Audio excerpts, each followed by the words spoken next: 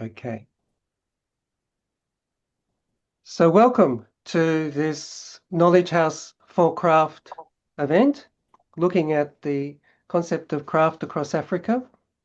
I want to acknowledge that I'm speaking to you on the land of the Wurundjeri people, who are the traditional owners of Melbourne, Naarm, and I pay my respects to the ancestors of the lands where you come from, and also fellow members of the Knowledge House who are here, Liliana, Murray, Peter Carlin, We'll do that. and Hamza Mfasiki. The Knowledge House for Craft is an association which attempts to provide a repository of knowledge that is useful in understanding the value of craft today, and it particularly appreciates the diversity of craft. So it's an opportunity to broaden our concept. And if I can just show you briefly our website, we use an information platform to record the learnings of each of these talks so we can draw from them and help develop our ideas. So this one was, for instance, from a Senegalese writer, Joseph Ndoni, who talked about the One Village, One Product program and its place in Africa. So this event will also become part of a repository like this for us to learn from. We've got a lot to get through, so I will be very brief. This event also connects to the project of Encyclopedia of Crafts, which is a project of the Gada Hajui Kadumi Foundation in honor of Dr. Gada Hajui Kadumi. And I acknowledge my two collaborators in this, Mr. Indrasen Ventukachelam and Nadia Mir, who I think is with us at the moment. So this project, even though it seems conservative being about the encyclopedia, is actually trying to reform the concept to make it more democratic. We've had 2 volumes so far in Crafts of Asia Pacific region, Crafts of the Latin American region, and this is the 3rd, the African region. Rather than impose one view of what the crafts are, we seek the views of people in those countries to tell us and inform us about what they consider to be important crafts. In the case of Africa, of course, we have a historical legacy of colonialism, which to an extent affects Asia Pacific and Latin America. But in the case of Africa, we see that craft was often something associated with collecting artifacts, sometimes stealing artifacts, the idea of primitivism, of being part of the evolution of humankind, a whole range of theories that had very little African voices in them. And this is an opportunity to understand the diversity of what craft means. Is it a conservative box in which African culture is captured? Is it a recognition of an important, vibrant part of African culture? Is our understanding of craft needing to diversify to accommodate more practices like maker laboratories, recycling, masquerades, these sorts of things? So to start us off, we have a number of people who've been involved in this conversation up until now who can share with us their views, but it's important to state at the outset that we're not expecting there to be one common definition or understanding of what craft is. Precisely the opposite. We're hoping to have a diversity, to understand the complexity. Obviously, Africa is a a continent of many different regions, many different countries, many different tribes, many different cities. So it's important we understand that kind of diversity. Does anyone have any questions before we get going? And as I said before, if you have questions, please feel free to post comments or questions in the chat so we can make sure that everybody has an opportunity to be part of that. Now I'd like to invite Hamza El-Fasiki, somebody who speaks very well about the concept of crafts, particularly from the next generation of Moroccan craftspersons. Can you give us a quick understanding from your perspective of what craft means in Morocco? Well, hi everybody. Thank you very much, Kevin, for the wonderful introduction and putting us all together. And hello to everyone. This is Hamza. I am from Fez, the old city, and I am a craftsman. I do Moroccan geometric patterns, and I do brass engraving and bookbinding, and I learned from my father. And if I am to actually introduce Moroccan crafts, it'll be a bit complicated than just really introducing it in a way or another, because I myself combine two experiences. One being a craftsman, a traditional craftsman, learned it from my family, and at the same time being a researcher who speaks English and French. So I have a perspective beyond just the local understanding of what craft is. And in this line, what I would actually like to say as a summary is that I see there are two parallel worlds. There is the world that the craftsmen understand as crafts, and there is the world of the external people writing, doing actions, debating, either academically or intellectually about someone else's crafts. And in this sense, to put it this way, in the first world, which is the world of the craftsman, there are no labels. There is nothing Moroccan, nothing African, nothing. It's literally an identity to do with the very craft and the material that you exercise. You define yourself as a brass engraver, as a zellige master. You define yourself as a weaver. That's your first and probably your last definition and identity, rather than actually claiming it's Moroccan or African, or it's really beyond the nation states. And that this is not coming from the fact that craftsmen are not educated, literate, intellectual, but in fact, their strength is in the focus of their material and their craft. And as evidence of this, we have in Fez, we have the guilds. And within the guilds, we have apprentices, craftsmen, masters, and we also have heads of guilds, and we have provosts of the markets, like leaders of those markets. And therefore, it are like multiple communities within the same community of crafts, and they all combine efforts to define what craft is.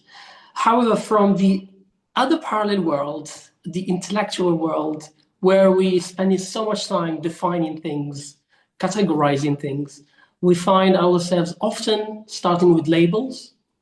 And if you look at labels itself from a historical perspective, you realize that, as Kevin mentioned, during the colonial times, in the case of Morocco, Morocco was colonized by the French and the Spanish. So it was not a British domain. And what happened during these colonial times, between 1912 to 1956, is that the French and the Spanish themselves are fighting over defining Moroccan crafts.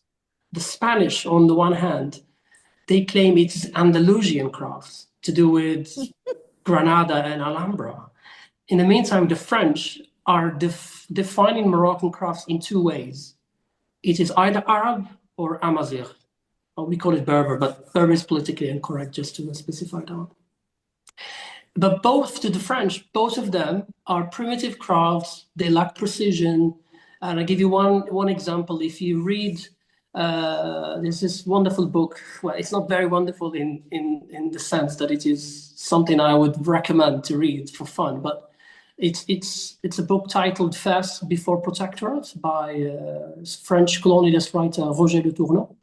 avant-protectoire. And in he's writing about how craftsmen, all these various guilds within furs, are having different ways of measuring and weighing. He's saying that there's a lack of units of measurement because all these various crafts use primitive ways of measuring spaces. The tailor uses we call it shibr. They use their hand to measure. The Zelig craftsman uses a rope, the wood, and everybody is using different things. And that was completely okay for 1,000 years. But to the French, it was primitive, and therefore they had to introduce the centimeter, the meter, the gram, and everything. And the French and the Spanish were actually fighting over who can control the other one. In brief, and I won't take too long so I can give the floor for others. All I'm saying is that there are two parallel worlds. One world which has colonialism in the background, but are we doing the same or not doing the same up to now? And the other world is where, for example, my father has never been to school. He's not completely aware of any of these things. And therefore, he is, to me, the definition of the craftsman. And then I'll stop here. Thank you. Okay, thank you so much, Hamza, for that reality check in terms of the understanding of what's happening on the ground in terms of how people identify. Now, Monsieur Azuz, you were on camera before. Boujamid, are you still with us?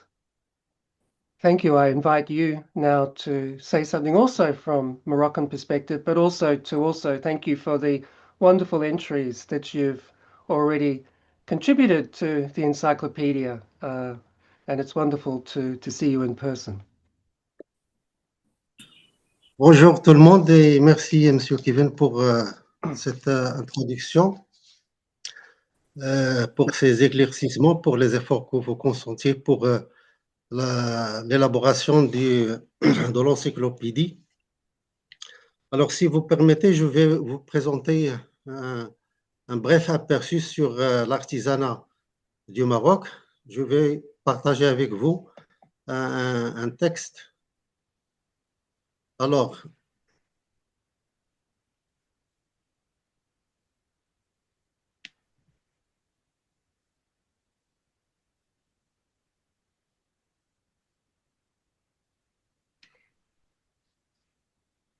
si vous permettez, Monsieur Kevin, vous pouvez désactiver le partage.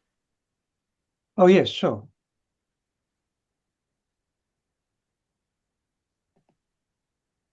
Okay. Okay.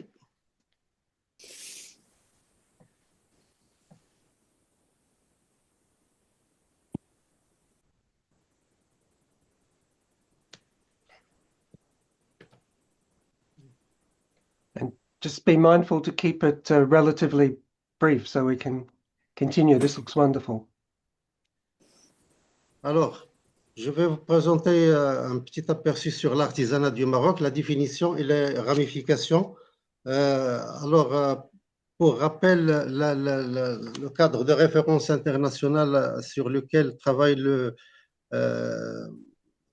Maroc à travers le ministère de l'Artisanat, il s'appuie bien sûr sur la définition adoptée par l'UNESCO, donc que vous connaissez tous, ce n'est pas l'appel de la relire. Alors, mais pour le cadre juridique national, il y a un dahir qui veut dire un décret royal qui a promulgué une loi en 2020 concernant l'artisanat au Maroc. Donc, selon la définition de l'article 2 de cette loi, l'artisanat est toute activité où le travail manuel demeure prépondérant et qui vise la fabrication de produits, la transformation de matières ou la prestation de services. Il est soit un artisanat de production d'art ou utilitaire, soit un artisanat de service. Donc, à travers cette définition, on comprend qu'il y a trois sortes ou trois catégories d'artisanat qui sont identifiées. Ces catégories de l'artisanat, il y a d'abord l'artisanat de production d'art, c'est toute activité visant la fabrication de produits ou la transformation de matières premières en produits finis ou semi-finis qui se distinguent par leur caractère artistique, créatif et patrimonial originel et destinés à des fins décoratives ou esthétiques. Le deuxième type, c'est l'artisanat de production utilitaire qui concerne toute activité qui vise la fabrication de produits ou la transformation de matières premières en produits finis ou semi-finis à des fins utilitaires pour leur usage ou leur utilité. La troisième catégorie, c'est toute activité ou bien concerne toute activité visant la prestation d'un service de réparation, d'entretien ou de restauration ou l'exercice d'une activité qui se base essentiellement sur le travail manuel. Donc, ce qui nous concerne, nous, dans cette entreprise, c'est essentiellement les deux premières catégories, c'est-à-dire l'artisanat de production d'art et l'artisanat de production utilitaire. Alors, l'artisanat a fort contenu culturel. Il s'agit de pratiques artisanales dont les produits s'inspirent directement du patrimoine culturel marocain et en constituent un prolongement. Ces activités comprennent essentiellement 5 filières. Il y a toutes les activités qui sont destinées à la décoration. Donc, il y a les tapis, les ustensiles de poterie et céramique, les poufs en cuir, les lampes en fer forgé, etc. Il y a des objets d'ameublement comme les salles à manger en fer forgé ou au bois, les commodes et secrétaires en bois peint ou sculpté. Il y a aussi la bijouterie d'or et d'argent, les boucles d'oreilles, les colliers, les bracelets, les anneaux de cheville, etc. Il y a l'habillement, les caftans, les djellabas, les babouches, les ceintures, les écharpes, etc. Et enfin, le bâtiment, les activités qui sont en relation avec les travaux de construction. Il s'agit du zillige, du plâtre sculpté, du bois sculpté. Mais c'est apparemment, ils sont en train de faire une encyclopédie pour. Pardon? Je continue, Monsieur Kevin? Go ahead. Alors, le bâtiment, ce sont les activités qui sont en relation avec la construction, le zlige, le plâtre sculpté, le bois sculpté au bois peint, le tedlex, la pierre taillée, etc. Alors, l'artisanat utilitaire, ce sont les activités qui concernent la confection de vêtements, de chaussures, les ustensiles de cuisine ou des meubles modernes, les bibliothèques, les tables, les chaises, etc., qui sont faits à la main, même si on utilise quelques petites machines. Alors, ça, c'est ce qui ressort du texte juridique, mais les académiciens, si on peut dire, ou bien les scientifiques qui travaillent sur l'artisanat, il y a plusieurs théories ou bien plusieurs approches. Il y a certaines approches qui traitent l'artisanat selon une subdivision géographique ou spatiale. Donc, dans cette optique, on parle d'un artisanat rural et d'un artisanat citadin. L'artisanat rural, bien sûr, il est de caractère fruste, original, farouchement rebelle à toute influence étrangère, mais l'artisanat citadin, c'est l'héritière des traditions hispano-mauresques, raffiné, exigeant quant au choix des matières premières, fidèle dans une certaine mesure aux formes et aux décors des modèles anciens. Bien entendu, l'artisanat rural se cantonne dans les zones rurales ou les petits villages, alors que l'artisanat citadin se trouve essentiellement dans les villes, ou bien surtout les médinas anciens. Alors, il y a une autre approche qui se base sur une typologie par matière. Et là, donc, il y a plusieurs, ce qu'on appelle les arts de la terre, par exemple. Ce sont tous les activités qui se basent sur sur la terre comme matière première, donc comme la poterie, la céramique, le zlige, la brique cuite traditionnelle. Il y a aussi les arts de cuir qui se base sur le cuir comme matière première, donc la tannerie, la fabrication de produits vestimentaires et d'ameublement, la sellerie et l'arrachement, les arts du bois, ou bien comprennent le bois sculpté, le bois peint, la marqueterie, la lutherie et d'autres objets fabriqués en bois. Alors, il y a aussi les arts du métal qui comprennent le fer forgé, le damasquinage, la dinanderie, la ferblanterie, les arts de la bijouterie, donc c'est le travail de l'or ou bien de l'argent, et les arts de la vannerie. Et actuellement, ces dernières années, on parle aussi des arts du bien-être. Ce sont tous les produits qui sont utilisés à des fins cosmétiques, comme l'huile d'argan, certains savons traditionnels, le henni et d'autres produits destinés à la cosmétique. Donc, il y a aussi les arts du textile, comme la couture, la broderie, la passementerie, le brocart, le tissage des tapis et similaires, donc le tapis tissé, les couvertures, les écharpes, les coussins, etc. Donc, voilà en gros les caractéristiques ou bien les grandes catégories de l'artisanat marocain. Oh, Merci. merci beaucoup. So we here already have a interesting contrast even within the same country.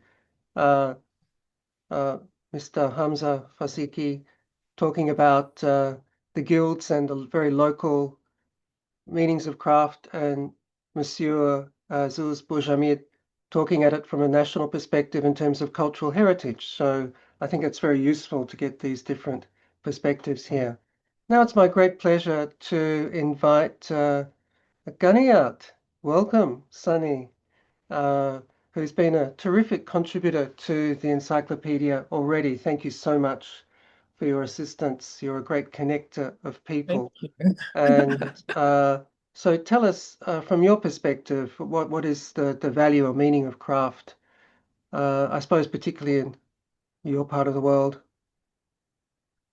So thank you so much, Kevin, for that. I was listening to what Hamza said, and it was really interesting when he said the meaning of crafts to the craftsman is different from the external like perception of crafts by other people. And I thought about it and said, okay, the meaning of crafts is ever evolving. And for us now, today in Nigeria, craft is a way for us to assert like resistance, is a way for us to, to make people to just show and push through and against the global the hyper globalization that's happening in the world right now. It's a way for us to stand out and for our identity to push through. And I took some notes while the others were speaking, and I wrote, the meaning of craft is ever evolving as they meant so many things historically to the craftsmen and their communities, and they mean something more to us now. I mean, back then, historically, crafts served as a way for people to get by, to honor legacies, to honor their spirituality, and as an embodiment of their spirituality. And then they served as technologies of knowledge.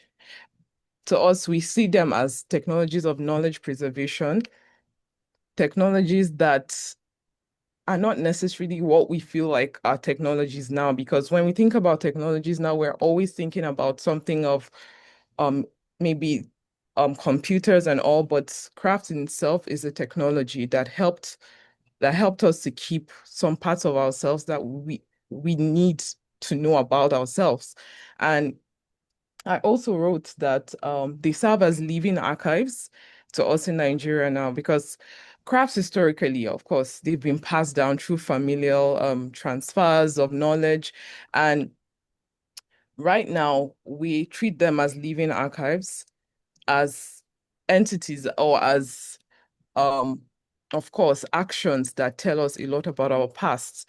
And They help us understand our past. They continue to help us imagine our future, devoid of external influences, allow us to imagine a future that can be, because crafts in Nigeria, for instance, are things that have persisted and um, they have overcome a lot of things, a lot of violence, a lot of course, negativity that's happened to us in Nigeria. But the crafts are the one thing in our country that pushes through, that resists beyond, against all odds, that allows us to know that we can define the future, whether in architecture, whether in fashion, whether in our contemporary art. It is the one thing that allows us to dream because we know something about ourselves that, wasn't necessarily completely taken from us.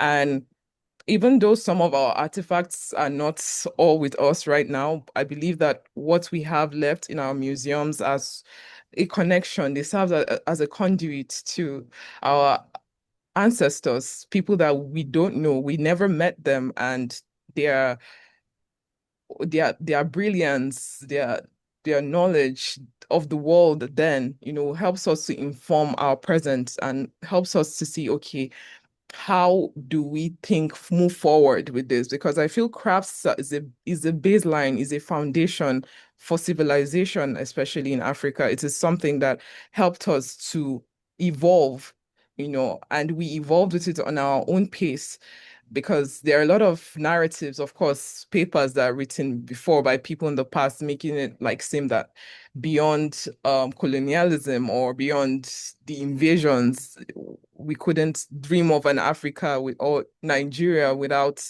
um without their coming. And I feel like if we didn't have those interruptions or those colonial interruptions, we would have defined our own path and led the way through our technological, of course, our craft technologies to define an appropriate future for ourselves that works for us. So for me, I think that is all I would contribute at the moment. Thank you. Well, it's beautifully expressed, Gania. Thank you so much for doing that. And it is a beautiful connection now to Zinga Foma, who drew my attention with an Instagram post uh, drawing on the writing of Ngugi wa Thiong'o, Decolonizing the Mind, which I think perhaps reflects some of what you're saying, Gania. Would you like to share with us, Zinga, from Ghana, and from a Cameroonian perspective, what you think craft means in Africa today? Yeah, thank you. And thank you everyone for sharing. Um, I, I'm a historian, so most of how I try to conceptualize or understand African crafts and craftspeople is through like a historical lens. My dissertation is on the 15th to 17th century fashion on the Gold Coast, fashion textile trade, and I'm interested in exploring how the trade between Europeans and West Africans specifically, how if there are any evidence or traces of how that might have impacted local trade craftspeople, specifically textile producers and just like fashion producers, beads and whatnot, because I am interested in kind of just beyond colonization per se, but starting from the slave trade and how those kinds of like systems, institutions, or just events impacted the reality of tradespeople or craftspeople in West Africa specifically today. So for me, and also part of my research and field research specifically has been to come to Accra. Well, Ghana at large. I've been to the north, Kumasi, but currently in Accra, and just understand the way that these different crafts are produced, but more beyond the crafts, the lives of the makers. And earlier we were talking about, culture and how culture and identity is embedded into the crafts or not per se. And I think from the Ghana perspective, or let me just say the people I've worked with in Accra and different parts of the country, there is this very evident would it be Ashanti, the Hausas, there's a distinct kind of cultural element to how the crafts are produced and how kind of the art the like the pro and the crafts itself. So the techniques, I'm also interested in the process and how the body, knowledge within the body, and you know, earlier someone talked about our ancestors, the crafts being a product of our ancestors' worldview per se. So being able to sit with makers today and kind of observe this process of the way they've, given that most of the artisans I've worked with have kind of taken on the crafts, have been passed down from their uncles, fathers. So you can see this kind of generational way of making that is historic and is cultural as well. So for me, I understand crafts as a historical process that doesn't stop, a historical process within the makers themselves, whether it be how things were done and now they've kind of adapted. And I specifically have been looking at tie-dye fabrics in Ghana for the past 3 years. I actually also come from, my grandma was a seamstress and I learned to sew in my family, but in Cameroon. But also I learned to like local seamstresses and tailors. When I was like 8, I would go sit at the shop and just observe. So I've always kind of had this, just interest in just being able to kind of observe the maker, and kind of more so focus on the process and the beauty, again, all the elements that, you know, are embedded in the process of production. And obviously, all of that is evident in the final product. So, and when I was in undergrad, I read Decolonizing the Mind, and decolonizing the mind was really helped me conceptualize again when Gungi was talking about language and how it's almost impossible to extrapolate language and kind of understanding your worldview are like interconnected. And for me, I think the localized way of producing is kind of is there's like a unique, identity, like a DNA per se, in just the way the people of a place, the language used to communicate about the tools and the way the body moves and the way the body is directed within like this very localized space to me is very almost like linked to the final product in like really interesting ways. So kind of like to summarize what I'm saying, really history, culture, and it's for me, it's like impossible to disentangle the historical process and obviously kind of the cultural elements that are, and again, like very, very localized ways of like tie and dye is made in different parts of West Africa, for example. And I was in and I've visited some other parts. And again, for me and my research, there is a very distinct way that Tanda is made in Ghana versus like Dakar and Accra, Dakar, Nigeria, for example. Again, whether it be just kind of the different language I spoken within the process, or just a different kind of cultural, ways of teaching, absorbing knowledge, the different tools that are very localized as well. Thank you. All of those All of things. those. Thank you, Singer, for that very interesting perspective, which certainly does seem to confirm the idea that craft is a very meaningful category within particular parts of Africa. And so glad you could join us. And the depth that you talk about is probably unlikely to make it into an encyclopedia, which has to distill a lot of that embodied knowledge that you talk about. But hopefully, as a byproduct of this project, but through the Knowledge House for Craft, we can share some of these more phenomenological understandings of embodied craft that you talk about in more depth. So thank you. Now I'd like to invite Monica Monet to join us. Her article was really the catalyst for this discussion. It was in Ceramics Now, and it was about the hierarchy between craft and art. And it's now time to face up to the landscape where craft is often seen as something of a lower value than art. Certainly economically, a craft product receives a lower price than an art product. So is to an extent a focus on craft consigning a culture or people to something with less economic value, but also less prestige, less creative freedom than art. So this is a difficult question, and I'm really pleased that Monica in her article on Ceramics Now addressed it. So would you like to speak to that briefly now, Monica, from South Africa, yes? Yes, sure.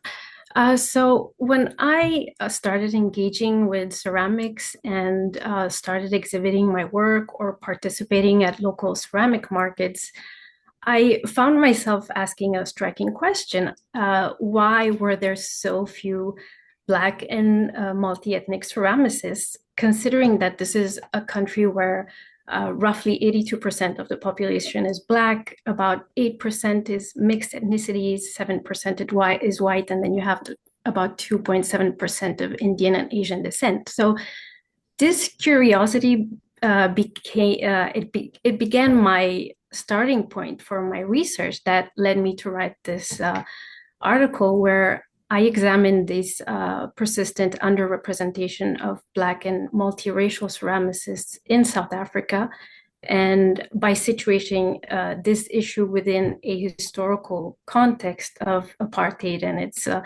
enduring legacies. So to answer your question, what is craft in South Africa? It is quite a complex and deeply, interesting issue because it carries those layers of history, identity, and resilience.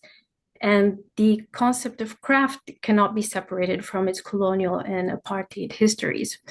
So during these periods, the hierarchy between art and craft that was created during the Renaissance period in Italy, which valued art as, intellectual, ideal, and noble, and craft as practical, subordinate, and servile, was imposed not only as an aesthetic hierarchy, but was firmly established along racial and class lines. So you had fine art associated with white artists, and craft, by contrast, was linked to Black and rural makers. So it served as a tool of marginalization. Now, despite this, there were community art spaces such as the Polly Street Art Center and Rorke's Drift Art Center in the 60s that offered training for Black artists with the aim of improving or civilizing Black citizens within a controlled environment. However, the artists appropriated and transformed these spaces into something radically creative, and it became a site of cultural resistance, and it fostered artistic autonomy and visibility. So today, Black and multiracial ceramicists still navigate a landscape that's shaped by those historical inequities. The legacy of white business ownership is still significant, and Black people are often in lower income roles with less access to capital, markets, infrastructure, and they are underrepresented in urban exhibition spaces. And this financial strain often forces artists to prioritize selling their work over creative exploration, which can relegate their creations to the realm of craft, and therefore it devalues their work. Despite, I think, these ongoing dynamics, craft in South Africa has long been, and it continues to be, a space of cultural continuity, of political commentary and economic empowerment, especially for women in rural areas. But it's also a growing tourist market. So South African creators, they not only preserve heritage, but they also transform it by producing work that is deeply rooted in tradition and also the contemporary. And in particular, within the ceramics field, it continues to be a vehicle for expressing identity and a sense of Africanness, both within the non-white and white communities, although in different ways. So you have Black artists, they express their identity by navigating this tension between, traditional African aesthetics and the demand of the contemporary world. So it positions their work not as ethnographic craft anymore, but as contemporary expressions. Then you have the role of mixed race artists, which, by their very identity of inhabiting in between spaces, they challenge those old hierarchies by merging different media like beading, weaving, or other traditional craft techniques with conceptual forms. And for white South African ceramicists, the claims of Africanness, it's quite complex, and it's often a debated phenomenon, which is tied to an identity crisis and a renegotiation of place. And so you see that there's been an evolution from earlier aesthetic, initially based on the Anglo-Oriental or modernist modes. There's this shift that began in the mid-20th centuries when they start borrowing forms, imagery, and techniques from indigenous cultures. So they use this hybridity to position themselves within a multicultural society. So I think we can say that South African crafts are inherently hybrid. They reflect this the country's very complex cultural history and layered identities. And many South African makers move very fluidly between functionality and conceptual forms. And so they challenge this Western narrative, and the separation between art and craft. So these works are, have been increasingly recognized by galleries, collectors, or important, international platforms. And we also have to recognize that there have been significant strides, that have been made in the past decades with regards to access to education, financial support, and some of the country's most successful ceramicists today are Black artists. So I'd say that craft is flourishing in South Africa, but still challenges remain when it comes to equitable representation. Wonderful. Thank you so much for presenting that so beautifully, Thank Monica. you. And clearly, in the case of South Africa with the shadow of apartheid, there are these hierarchies that may not be as strong as they were before, but certainly are there in historic memory. And it's important too to recognize that in the broader craft scheme, there is this divide between the traditional crafts and this, what you might call the studio crafts, the collective work of people in guilds like Hamza talked about, versus individuals in studios who show their work in galleries, original one-off works, and so on. And part of World Craft is to try and embrace both of those, and particularly to emphasize that one is not necessarily better than the other, that these are different practices related to different cultures. But I can't resist the temptation of seeing if Nadia Mir might join us now as we open up the conversation, if she's able to. Nadia being from South Africa and part of the editorial team. She sometimes has connection problems, so she may not be able to.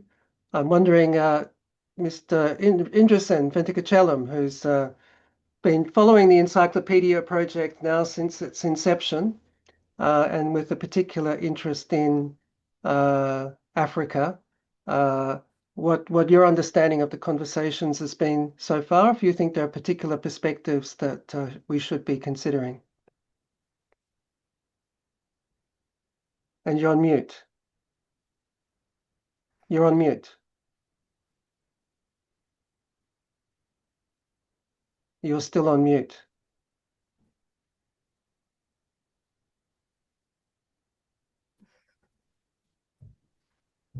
Yep. Okay. Now? Yes. Thank you, Kevin, and thank you for the previous speakers for very enlightening um, perspective open as far as the encyclopedia. I think this is a very original debate we're having here, quite distinct from what we have been having, preparing the encyclopedia for Asia Pacific and for Latin America.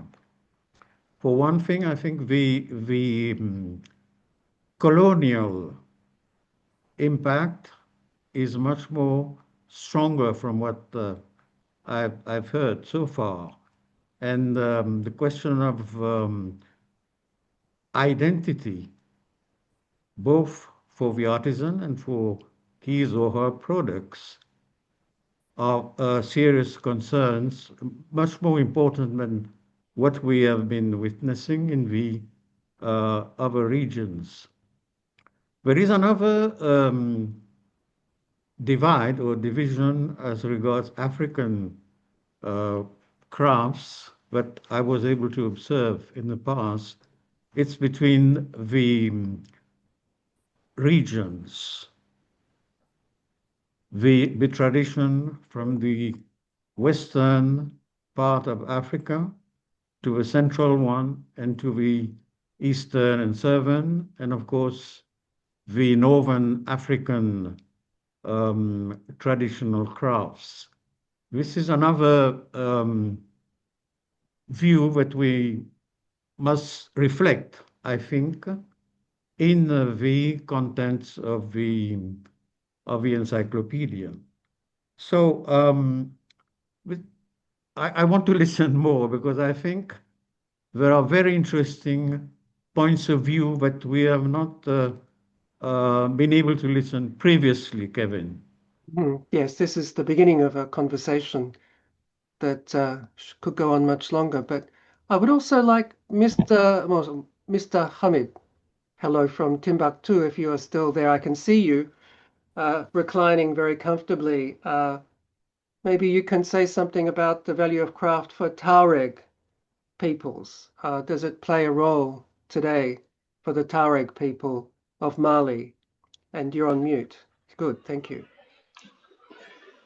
Good morning, everyone. Good morning, Kevin. Good morning, the Knowledge House. Good morning, the World Craft. Thank you so much for having us and then giving us all this opportunity, really, which we really appreciate. Thank you so much for all this initiative.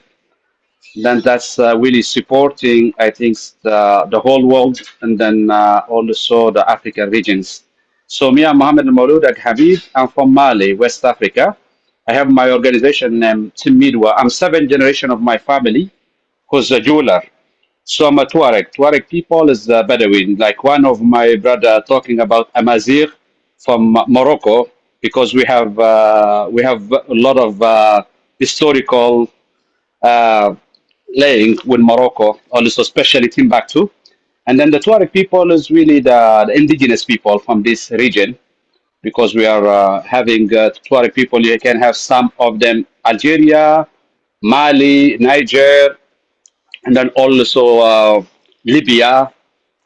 All this region we have the Tuareg people, the nomadic people. So for us, really, what they hear this morning is very important to know. And then, as I said, also the Knowledge House, the Watercraft, really putting all this together to give everyone his platform also to explain talking about himself. So about for me, what really my organization doing is to preserve the Tuareg heritage, the Tuareg culture, about art and music. So this is a lot of difficulty today. Is a lot of difficulty about all this preservation with the young, especially with the young generation. For sure, the Tuareg people, this art is very famous. The Tuareg people is people really famous about their art and their music. And then, but in our countries in these days is very complicated. Also, the climate with the political is a lot of going on in Africa, especially in our side. But yeah, we are trying to do our best to try to really. We have a lot of difficulty. Like right now, I'm just coming from Japan, the World Exhibition. Like from over 5 months, all the countries participating. so which my country has been participate. I'm part of the delegation who's been there for the whole this time. So what we're doing and all that. So it's really that's our mission. And then we have a lot of difficulty, as I said, like even like the Tuareg people in our region were really we're African, but we're a minority, especially in West Africa where we are. So the we can say like today, like we cannot, we have to, as I said, all this possibility you guys giving us to experiment and to put our product value and all these things is really something very important for us. So for sure, the discrimination, the colonization, all that is there, and then even between us as African even, because to be together, to working together, to put a value on what we has also. For sure, we cannot always blame the colonizers. That is gone. Now is our time. Our parents, our grandparents, they've been creating what they can. And then today, I think is our time also to put things together. Like for me, as I said, what we try to do, as even like since last year, we're creating the International Tuareg Week in Mali, which we invite all of you guys also to enjoy. Will be from the 18th to 23rd of November, trying to bring all of over around the world the different art, not just about the Tuareg people, but all different art from Africa to join for 1 week together. So this is really, I think, our mission. The World Accra also really supporting us to do this kind of event, kind of things. So I think today we have to take out the colonialism, then trying to work on ourselves and our product to make the high levels of art which we have the knowledge. We have also today we have more tools as before, and before is more difficult for sure for us, but always we've been to there, and then until now we have just continued to work against to that, and then valuing ourselves, valuing our product. Then I think with the world craft is really the perfect Thank you. things to say. What are you guys doing? Thank you so much. Thank you. Merci beaucoup. So this is Yes. also an invitation for us to start sharing many of these events Eh, around Africa, like you mentioned, the Tuareg Week. And we yeah, have exactly. a email discussion group. So if you're not part of it already, I can send you the link for that. Thank Okay, you so much. please. I'm Thank just you. wondering if Thank you so anybody much. else has a perspective that they think we should be considering now that we haven't so far. Does anyone have anything? Yes, Hassanan, take the floor. Thank you so much. Honestly, I think that we Angolans, we are somehow a country that is almost not in this type of environment. Um, it's truly an honor to be present here and to share and to understand the point of view of different people from different African countries. And what I'm feeling is that we all have the same point of views, what is wonderful.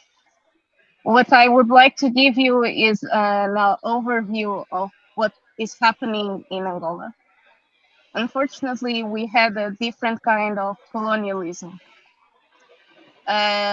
We have in other African countries the the colonialist didn't mix himself. Here in Angola and in other Portuguese colonized countries, we were mixed. And what has created is a system based in color. This type of system also killed a lot of cultural heritage. And as Zinga said, this also took away a lot of our way of dressing, a lot of things that we used to have in our day-to-day. I work in a project, as I said in our last meeting, and I have been working with communities very inside the eastern part of Angola. And what I saw were people that really suffer, not only with colonialism, but also with civil war. This created a type of amnesia. And this amnesia made them forget their handmade product and the importance of it, their importance of their culture. And we are speaking of people that don't speak Portuguese, that don't have access to television or a radio or internet or a cell phone, because we don't have any type of connection there.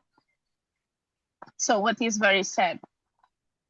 I worked with these communities for 1 year together to have their trust, but was very difficult. And from communities that didn't do anything, I came with this. And honestly, I didn't ask for anything. I just asked them questions like, how was your life before the war? But not directly. I indirectly, because if I did this directly, they would shut down. So by speaking them, so how you feel? How was your life? How is your family? And try to understand them. We have managed to let them speak their truth by their hands. I'm not saying that our first product was perfect. It wasn't. But we said, like, it's amazing. Continue.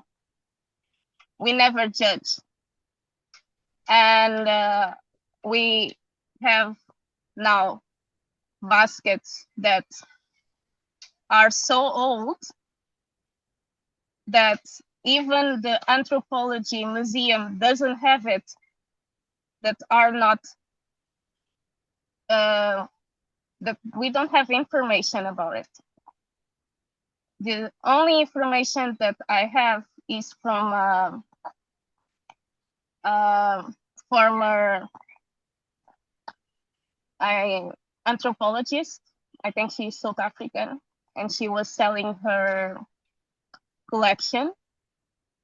And she had one of this, a small one. And she said that she bought from Angolan community that was running from war. So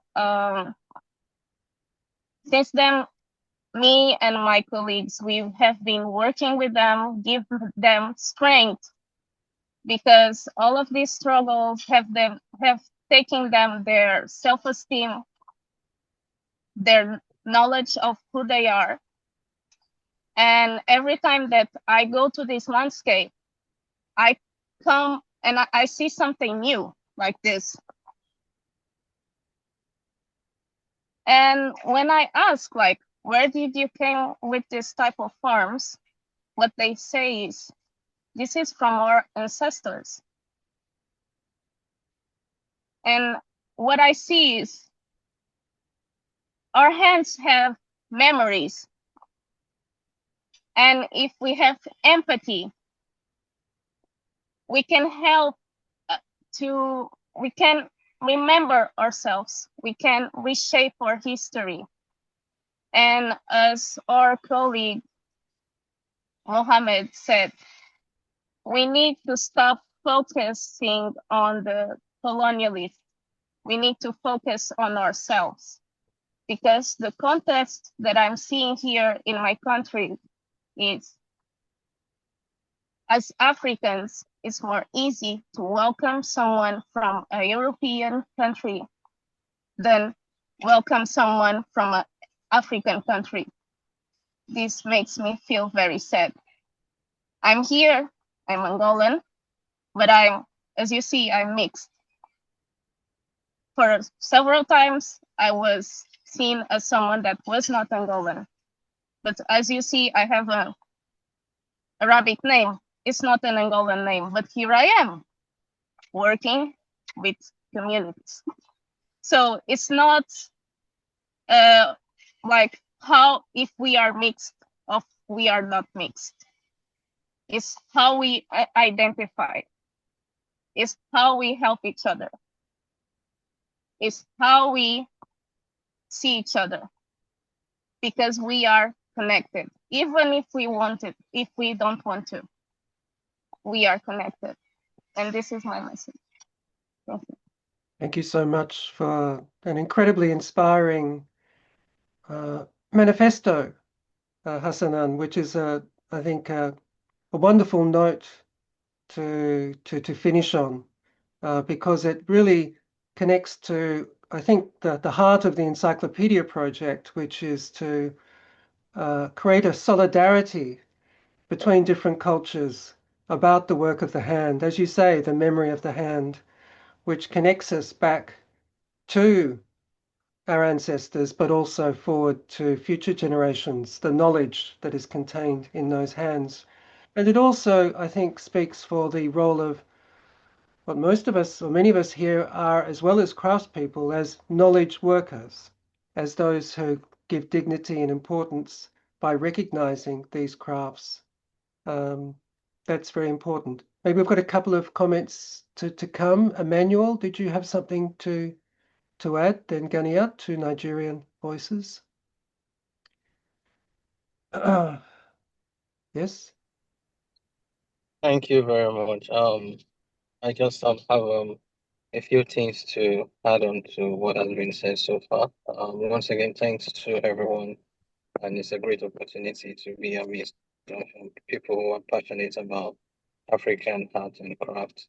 I just quickly want to chip in these 2 points. We've said a lot already, and it's just me buttressing.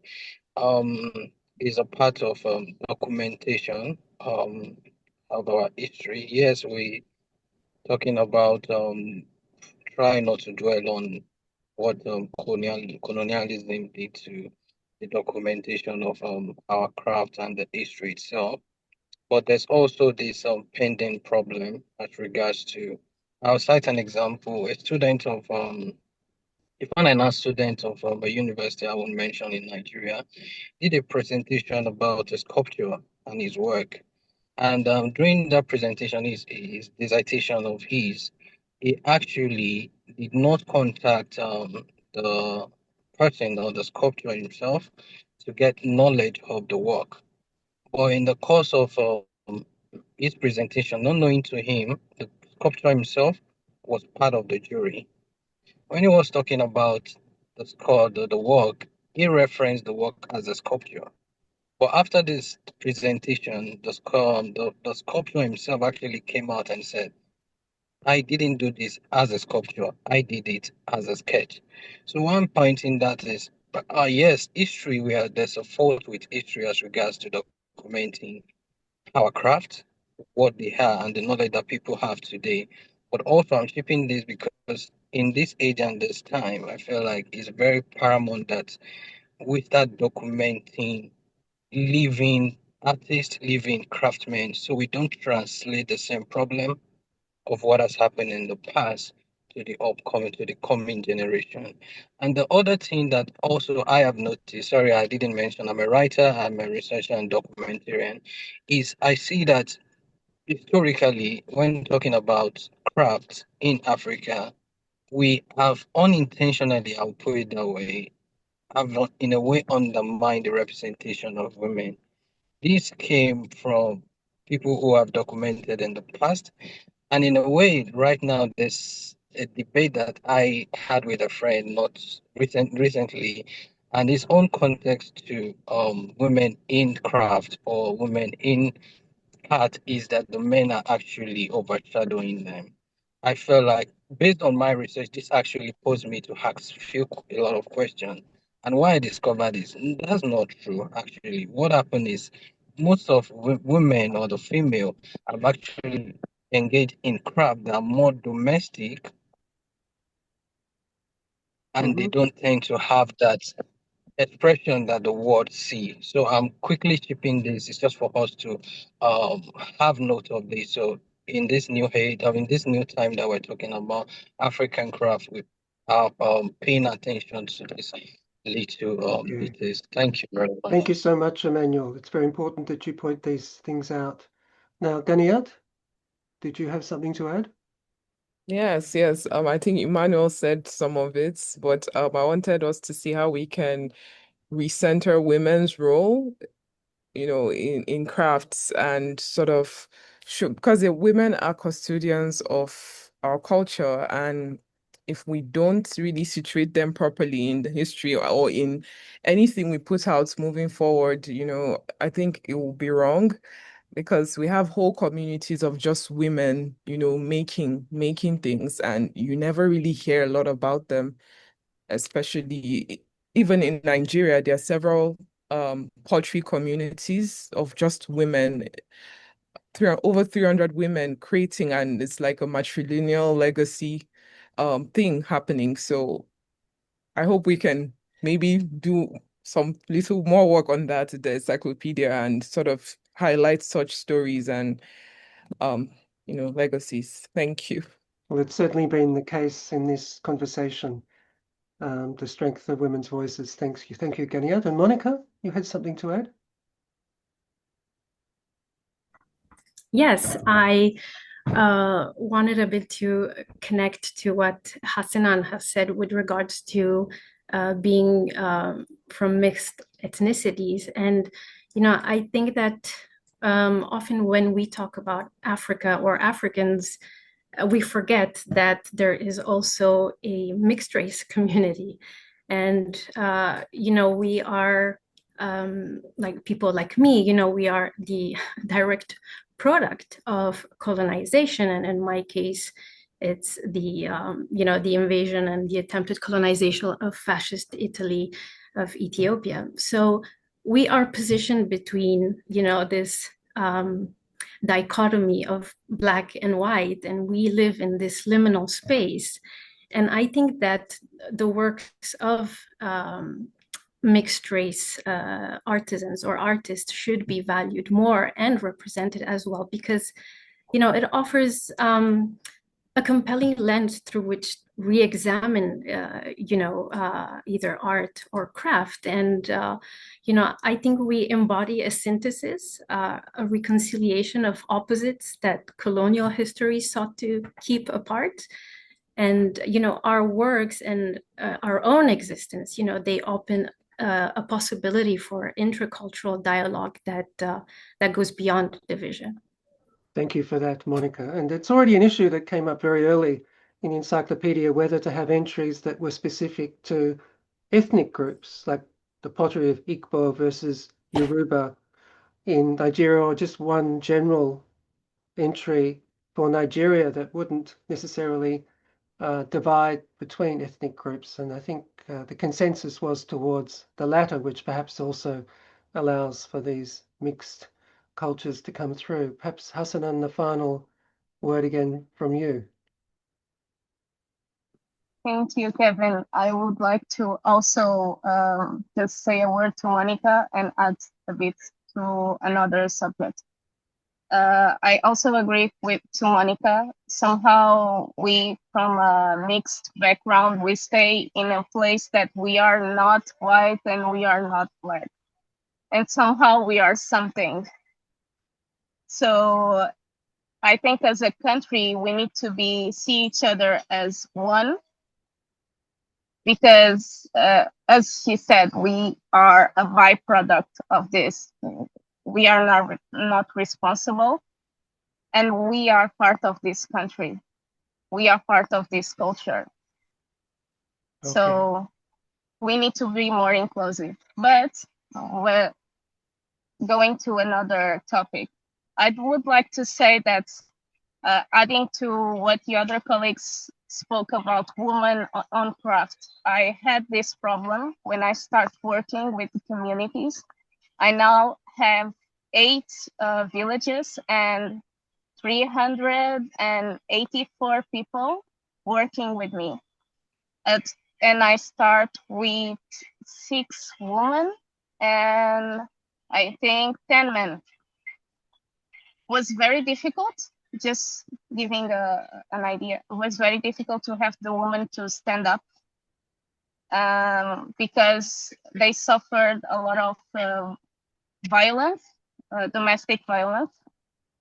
And when a man was near the space that we were speaking, they would close up, they wouldn't speak. So to gain their trust and to make them gain ownership and strength, we need to create a safe space. And during this time, we had a lot of conversations, but never like pointing out, like, do you suffer any violence in your house? But giving them space to speak about it. And now we have leaders, women that speak for themselves. We can have meetings with men and women.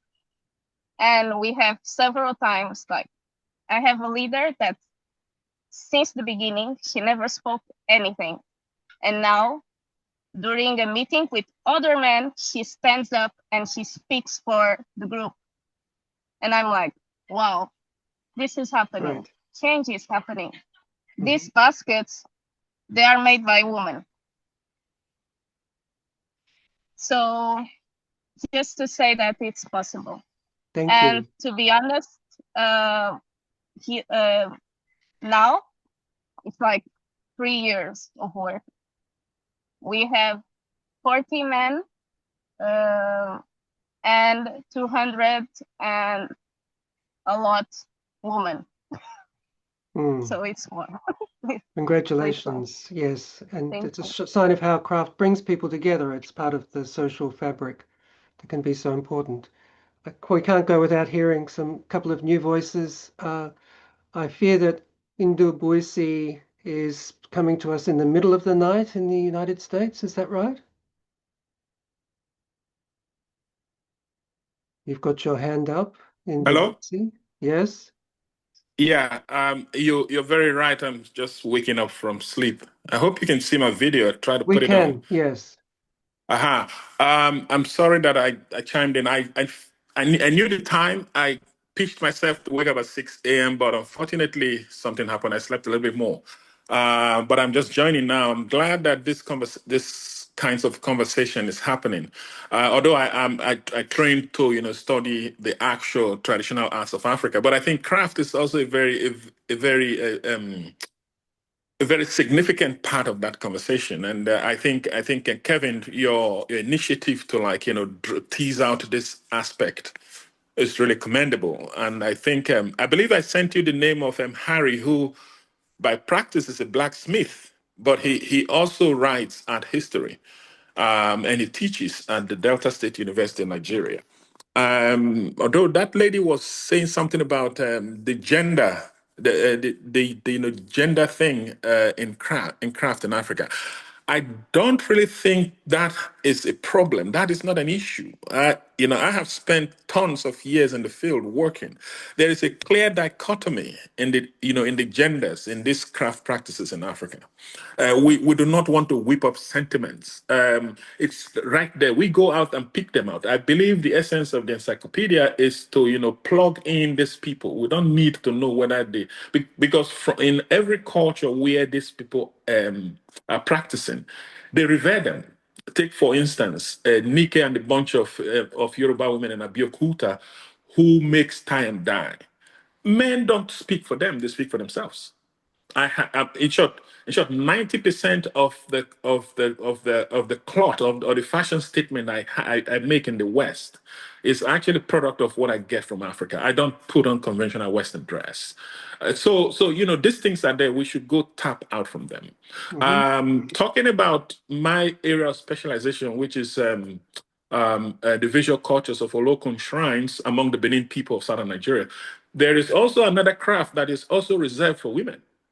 I found it even fascinating to realize that practice and the way it was done in Mali among the Dogon people was similar. Pot is being made by women, so women manipulate clay and go around fire, the same way that men manipulate metal as blacksmiths and they go around fire.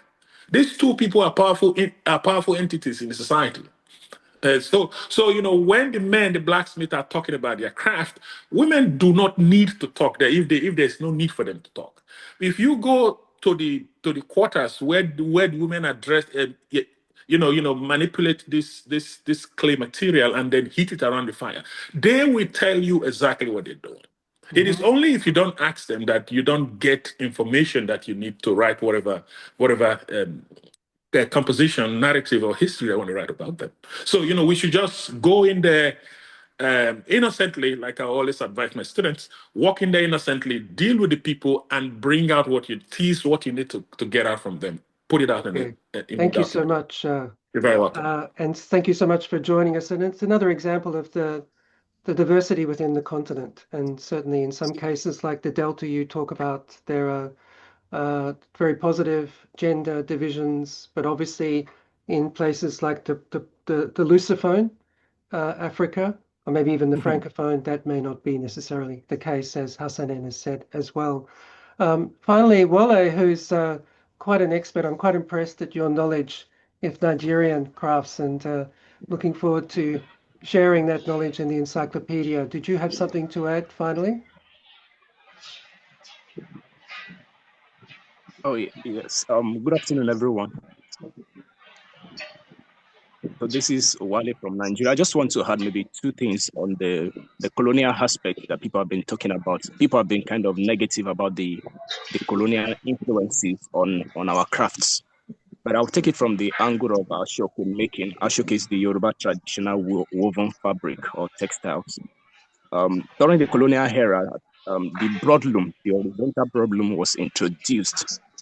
And, I think our forefathers then embraced it. So today, the kind of clothes we used to make back then, or our forefathers used to make back then, they call it alawe, which is a narrow strip kind of clothing. Now today, a lot of people are demanding for broad clothing. And, the people who are making the money were the people who actually embraced that particular kind of broadloom back then. So a lot of people are now coming to learn the broadloom today. So I think we should also look at it from the positive angle. Okay, so there are colonial influences, quite all right. But are they positive or negative? Some of them are actually positive. And today, you can call that broadloom clothes making and a European kind of clothes making, no. Because the kind of clothes they're making on the loom is entirely African or Yoruba fabric. So it is still ashoke, all the same. They use the same processes they use in the traditional one to make it. The only difference is the width. That is the width of the clothes. So that is still a welcome thing. Then for gender, yes, for gender, I think Mr. Ndubisi is right. It depends on there are gender roles when it comes to craft in Africa. So for instance, you have the women. Most of the people who make the broadloom clothes, they are usually women in Yoruba land. Then the narrow strip, they are usually men who make it.